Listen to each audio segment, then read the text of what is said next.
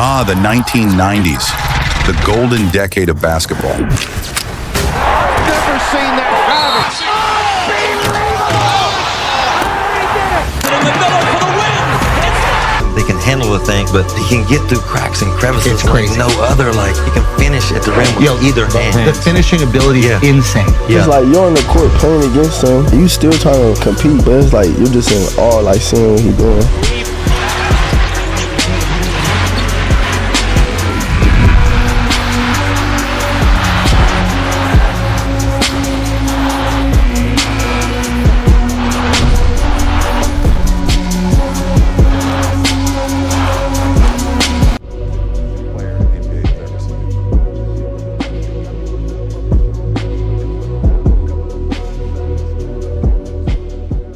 The time of Jordan's hang time, Pippen's defense, Shaq's dunks, and Olajuwon's dream shake.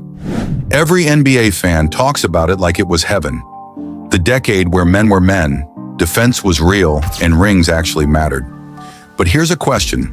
What if we've been worshiping a myth? What if the so-called glory days weren't really that glorious?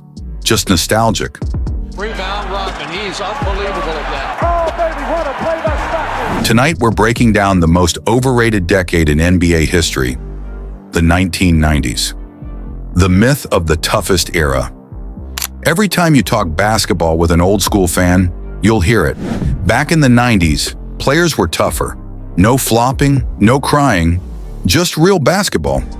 It sounds cool, right? But if we dig into the facts, that toughness might be a little exaggerated. Sure, players like Michael Jordan, Karl Malone, Charles Barkley, Patrick Ewing, and Hakeem Olajuwon were absolute beasts. No one's denying that. But being physical doesn't automatically mean being better. The 90s pace of play was slow, really slow. Fewer possessions meant fewer points. Teams averaged around 95 to 100 points a game. Compare that to today's 115-plus scoring averages. So what fans call tough defense was often just less offense. And those hard fouls, they were often desperation plays because players couldn't keep up athletically. That wasn't Michael Jordan out there. It was God disguised as Michael Jordan. When you were a kid, who did you look up to? You know, I love Michael Jordan. It's like he was like Black Jesus to me.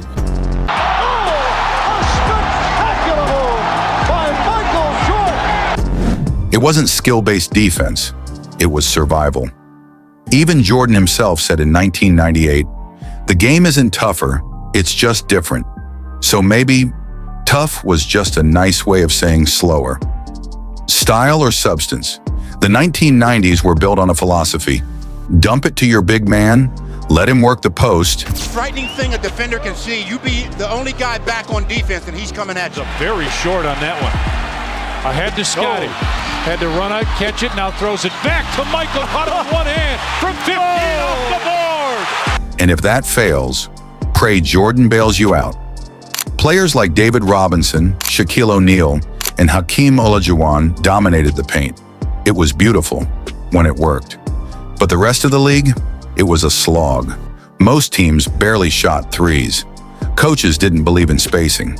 The game looked like a wrestling match with a basketball in the middle.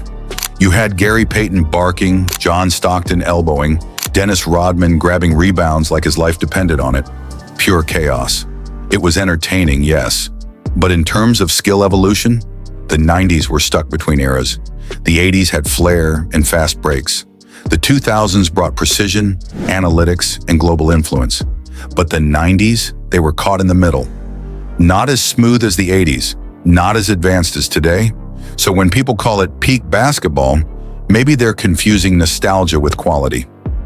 Nostalgia is a powerful drug. Let's be honest, we don't love the 90s because every game was amazing. We love it because it felt amazing. The sneakers were cooler, the jerseys were colorful, the intro music, goosebumps. And that NBA on NBC theme, iconic. You know, you want to be fast like Isaiah, and you want to shoot like Bird, you know, rebound like Barkley, pass like Magic, be dominant like Shaq. But man, I wanted to be like Mike. We remember Jordan's last shot, Kobe's debut, Shaq breaking backboards, and Reggie Miller's 8 points in 9 seconds. Those moments live rent-free in every basketball fan's mind. But what we don't remember are the 76-70 brickfest games between the Knicks and Heat where neither team shot 40%. Or the long playoff series where every possession ended with someone getting clothesline. We remember the highlights, not the whole picture. That's nostalgia. And nostalgia can make any decade look better than it really was. It's like watching an old VHS tape of your childhood. The quality is terrible, but the feeling? Priceless. The defense era myth fans love to say they actually played defense back then. And yes, defenders like Scottie Pippen, Gary Payton, Dennis Rodman, and Hakeem Olajuwon were elite. But let's not forget, rules made defense easier. Hand checking was allowed. You could literally steer an opponent with your arm. Today's players can't touch a guy without getting a foul.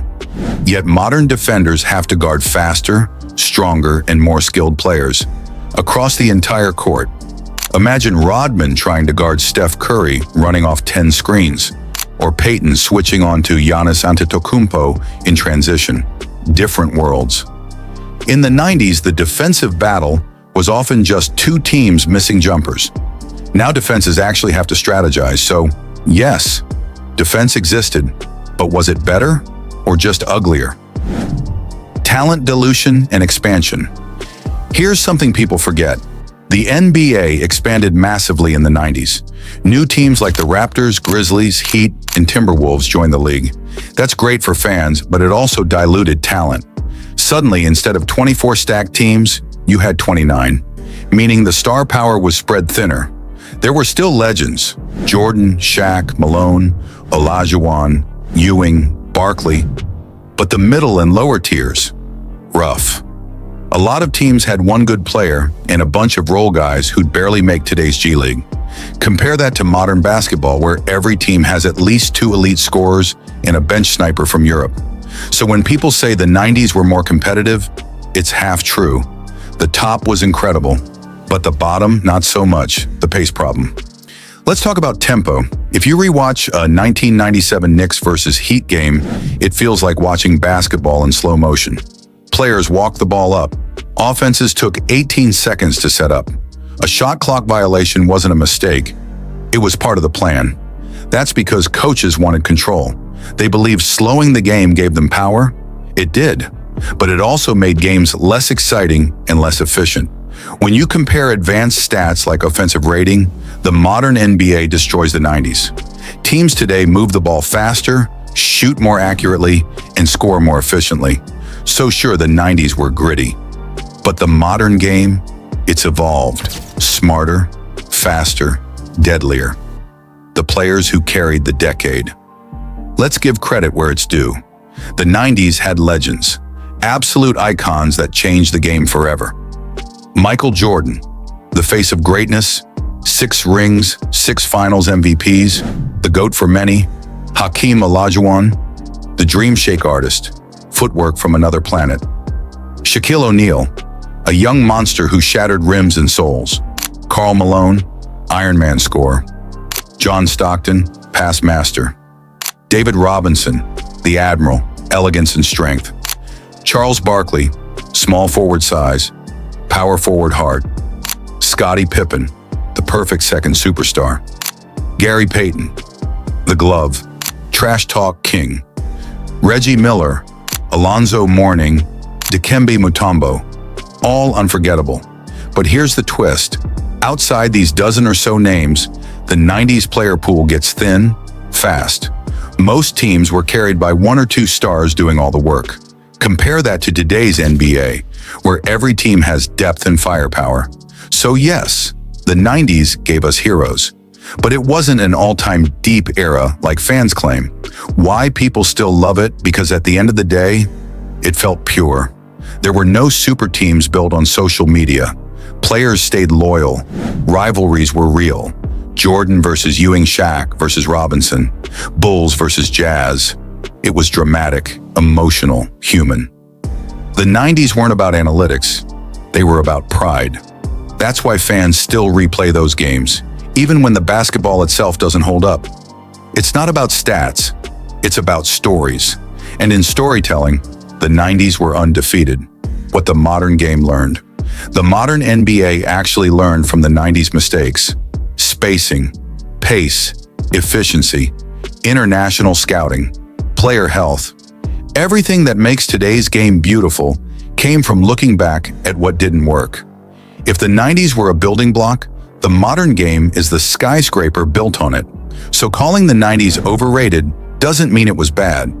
It means it's been romanticized beyond reality. The legends deserve their crowns, but the era, maybe not the throne.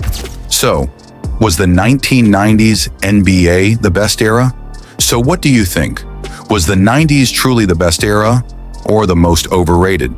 Drop your thoughts in the comments below, and before you go, smash that like button, hit subscribe, and ring the bell icon, because next week we're breaking down the most underrated player in NBA history. This is Hoop Extra, where we don't just watch basketball, we question it.